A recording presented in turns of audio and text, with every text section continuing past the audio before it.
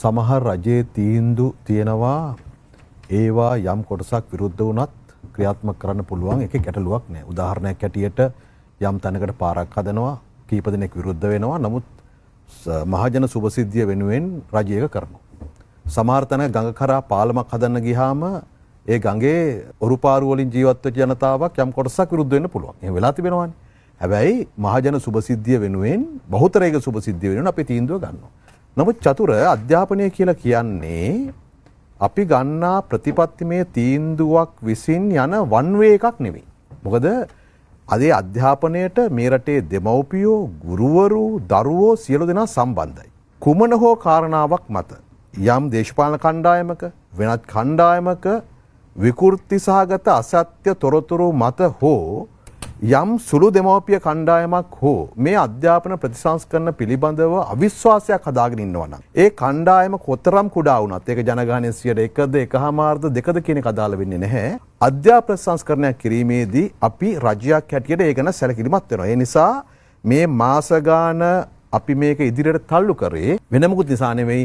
අපිට අවශ්‍යයි මේ අධ්‍යාපනයට සම්බන්ධ දරුවන්ගේ දෙමව්පියන් සියලු දෙනාම ගුරු ශාස්ත්‍රයේ අධ්‍යාපන ශාස්ත්‍රයේ සියලු දෙනාම මේකට අනුගත කරගෙන මේ ගමන යන්නට. එහෙම නැත්නම් මම හිතනවා අධ්‍යාපනය වගේ විෂයක් විශේෂයෙන්ම අපේ රටේ ජනතාවට ඉතාම සංවේදී වැදගත් ජීවිතය ඉතාම තීරණාත්මක ශාස්ත්‍රයකදී එහෙම රජයකට පමණක් තීන්දුව ගත යුතු නැහැ. අපිට කොතරම් විධායක බලයක්, කොතරම් පාර්ලිමේන්තු තුනෙන් දෙකක්, කොතරම් මහජන බලයක් තිබුණත් ඒ නිසා තමයි අපි කැබිනට් මණ්ඩලයේ හැටියට මේ තීන්දුවට ආවේ. ජාතික අධ්‍යාපන කොමිසම ඒක තිබෙන්නේ රටේ අධ්‍යාපනයේ ප්‍රතිපත්ති සකස් කරන්න. මම කියන්නම් දැන් මේ අධ්‍යාපන ප්‍රතිසංස්කරණ ඕන කියලා කිව්වට මේ ප්‍රතිසංස්කරණ වැළැක්වීම සඳහා කොතරම් බොරු ප්‍රමාණයක් මේ සමහර අය සමාජගත කරාද කියලා මම දෙවනි වටේ යන්නම් මේගොල්ලන්ගේ අර ලොකු කාරණේට.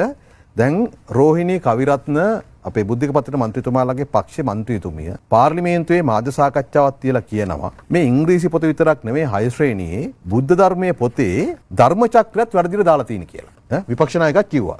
ඒ කණ්ඩායම කියනවා මේ ධර්ම චක්‍රයත් වැරදිට දාලා තියෙන්නේ.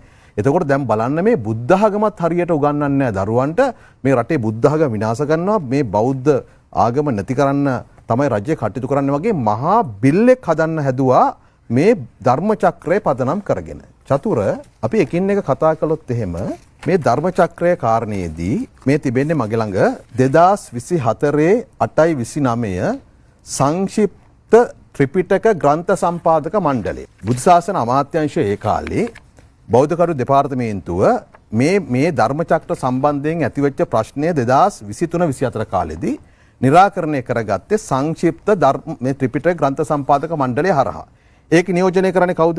සභාපති මාලිගාකන්ද විද්‍යෝදය පරිවේනාධිපති රාජකීය පඬිත ආචාර්ය අග්ගමහා පඬිත උපාධ්‍ය අතිපූජ්‍ය බලංගොඩ සෝභිත නායක ස්වාමීන් වහන්සේ, කමිටු සමාජිකයන් වෙන්නේ රාජකීය පඬිත ශාස්ත්‍රපති පූජ්‍ය මැද උයන්ගොඩ විජයකීර්ති මහා ස්වාමීන් වහන්සේ, රාජකීය පඬිත ශාස්ත්‍රපති අග්ගමහා පඬිත මහෝපාද්‍ය අතිපූජ්‍ය තිරිකුණාමලේ ආනන්ද අමරපුර ශ්‍රී ධම්මරක්ෂිත මහානිකාය මහානායක ස්වාමීන් වහන්සේ, රාජකීය පඬිත දර්ශන ශූරී ශ්‍රී ජයවර්ධන විශ්වවිද්‍යාලයේ සිංහල හා ජනසන්නිවේදන අධ්‍යයනාංශයේ ජ්‍යෙෂ්ඨ මහාචාර්ය පූජ්‍ය කිව්ලේ ගෙදර නාරද උඩරට අමරපුර නිකායේ අනුනායක ස්වාමීන් වහන්සේ, රාජකීය පඬිත දර්ශන ශූරී අග්ගමහා ග්‍රන්ථ වාචක පඬිත ශ්‍රී ජයවර්ධන විශ්වවිද්‍යාලයේ පාලි හා බෞද්ධ අධ්‍යයනාංශයේ මහාචාර්ය පූජ්‍ය මැදගම්පිටියේ විජිදම්බ ස්වාමීන් වහන්සේ, රාජකීය පඬිත දර්ශන ශූරී කැලණි විශ්වවිද්‍යාලයේ පාලි හා බෞද්ධ පශ්චාත් උපාධි අධ්‍යයනාංශයේ පූජ්‍ය විලයගොඩ සිරි විමල ස්වාමීන් වහන්සේ, රාජකීය පඬිත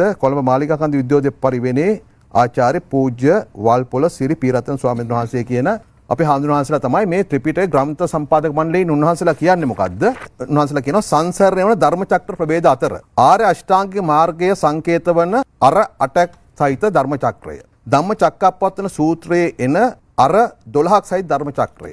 ධම්මචක්කප්පවත්තන සූත්‍රයේ එන ජාති දුක්ඛේ පටන් ඒ දක්වන අර 16 ධර්ම චක්‍රය. අර 24ක නිර්මිත වන තවත් ධර්ම චක්‍රයක් තියෙනවා. චතුරාර්ය සත්‍ය අර 24කින් සංකේතවත් වන තවත් ධර්ම චක්‍රයක්. ඒ වගේම වර්තමානයේ කෙනෙක් තුල ඇතිවන තෘෂ්ණා 36 සංකේතවත් වන අර 36 ධර්ම චක්‍රයක්. මෙන්න මේ ධර්ම චක්‍ර අර 8 සිට අර 36 දක්වා වන ධර්ම චක්‍ර 6 අතරින් ත්‍රිපිටක ග්‍රන්ථ සම්පාදක මණ්ඩලය නිර්දේශ කරනවා ඉහත දැක් වූ සයවිද ධර්ම චක්‍රම අර්ථවත්ය. දහමට එකඟය. එනමුත් අර්ථ රසයට ධර්ම රසයට හා විමුක්ති රසයට වඩා සමීප වනුයේ අර 24කින් යුත් ඉහත අංක 4හි දක්වා ඇති සංකේතයේ බව අපේ නිර්දේශයයි. එහිද අර 24කින් දක්වා ඇතිමුත් අර්ථ සටහන් වී නැත. හේයින් මේ ධම්මපදයේ ගාතාවක් අරගෙන ඒක තහවුරු කරනවා. දැන් එතකොට මේක තමයි මේ බුද්ධ ශාසන අමාත්‍යාංශයත් අධ්‍යාපන අමාත්‍යාංශයත් පිළිගන්නා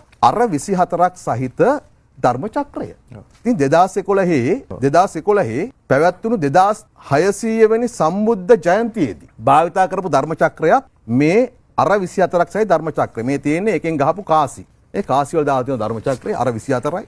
මේ තිබෙන්නේ ඒ සංකේත රුපියල් 1500 කාසියක් ගහලා තියෙනවා. මේ තියෙන ඒක. දැන් මෙහෙම තිබියදී හරිද මේක අපේ රට පිළිගත්ත ඒ අපේ නායක ස්වාමීන් වහන්සේලා නිකායවල අනායක ස්වාමීන් වහන්සේලා මේ සම්බන්ධයෙන් අදහස් ඉදිරිපත් කළා මේක පිළි අරගෙන තිබියදී මේ ධර්ම චක්‍රය මේක තමයි ඇතුළත් වෙන්න ඕන කියලා. හැබැයි සජිත් ප්‍රේමදාසයි රෝහිණී කවිරත්නයි මොකද්ද කියන්නේ? දැන් මේක අදහස මොකද්ද? මේ කියන්න හදන්නේ දේශපාලනිකව ඊටම තක්කඩි කමෙන් කියනවා මෙන්න බලන්න ධර්ම චක්‍රය විකෘති කළා. ඒගොල්ලෝ දන්නේ අර 8ක් සහිත ධර්ම චක්‍රය මේක වැරදි මේකත් විකෘති කරලා තියෙන්නේ. ඒ කියන්නේ අධ්‍යාපන සංස්කරණ එපා. ඕකනේ කියන්නේ. මේ කරුණක්නේ. දැන් මට කියන්න ඒ පක්ෂ නියෝජනය කරන නියෝජිතයෙක් කවුරු හරි කමක් නැහැ. මගේ වෙලාව දෙන්නම්. මේ කරුණ අපි පිළිගන්න ඕනේ. රට පිළිගන්න ඕනේ සජිත් ප්‍රේමදාසගේ රෝහිණී කවිරත්නගේ ධර්ම චක්‍රයද? එහෙම නැත්නම් මේ නායක ස්වාමීන් වහන්සේලා ත්‍රිපිටක ග්‍රන්ථ සම්පාදක මණ්ඩලයේ හැටියට උන්වහන්සේලා ඉදිරිපත් කරපු අර 24 ධර්ම චක්‍රයද පොතට ඇතුළත් කරන්න ඕන.